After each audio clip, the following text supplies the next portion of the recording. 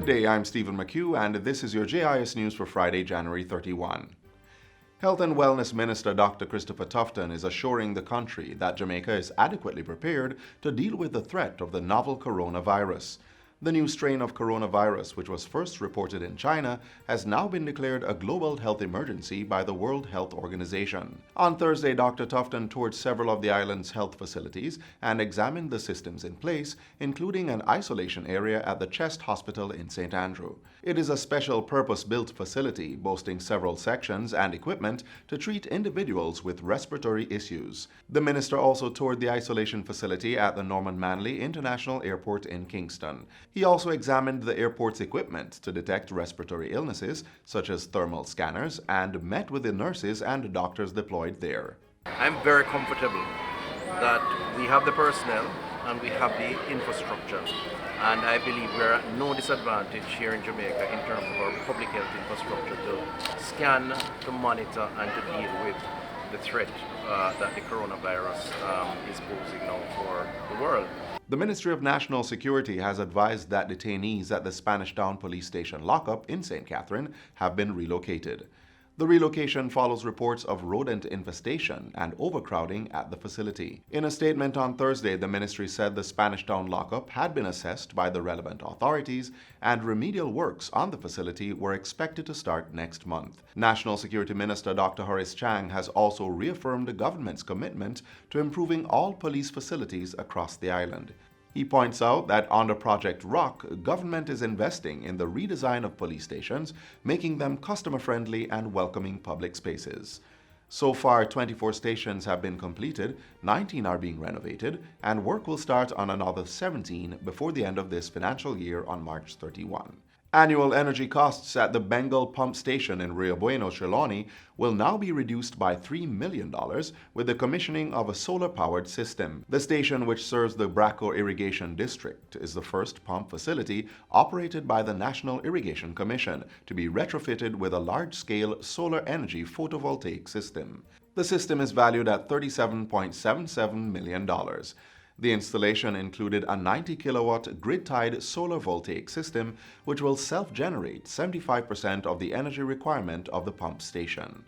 Agriculture and Fisheries Minister Audley Shaw has lauded the National Irrigation Commission, NIC, for the project. As part of the NIC's energy risk management strategy, several initiatives have been implemented to reduce energy use and associated costs.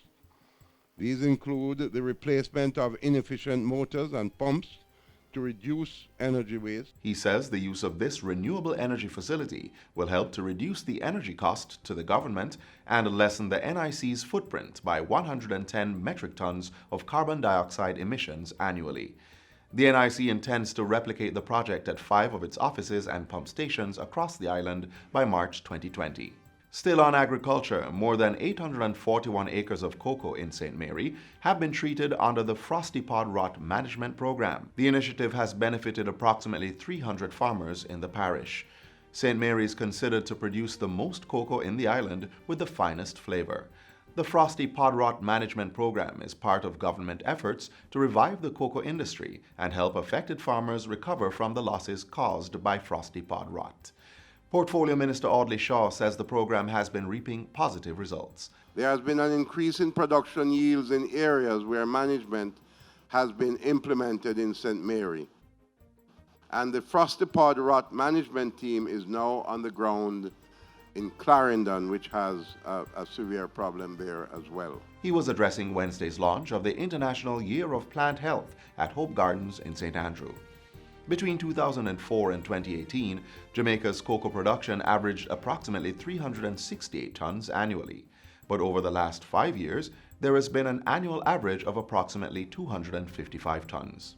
Residents of St. Mary now have improved access to the services of the Transport Authority. This after the agency renovated its Northern Regional Office in Tower Isle at a cost of $19 million. The project involved work to the building's offices, filing and conference room, roof, and parking lot. We cannot continue to do business in the Transport Authority the same old way. We have to modernize the Transport Authority and the way we do business. The Transport Minister was speaking at Wednesday's official opening of the Transport Authority's Northern Regional Office. The office is now able to facilitate a larger customer waiting area, larger inspectorate quarters, and a larger administrative and licensing area. And finally, Chief Executive Officer of the Jamaica Information Service, Donna Marie Rowe, is this year's recipient of the RJR Gleaner Honor Award for Public Service. Mrs. Rowe was commended for her inspiring leadership of the JIS and managing its transformation into a modernized government agency. While accepting the reward, Mrs. Rowe said that what the JIS stood for was important to her, and its mandate of disseminating information about government's policies and programs was taken seriously. It's been quite a journey, and I really want to thank the RJR Gleaner Communications Group for this recognition, which I dedicate to my families, the JIS family and my Rowe family, and of course my extended family of my mom, brother and sister. Without them, I couldn't do this job.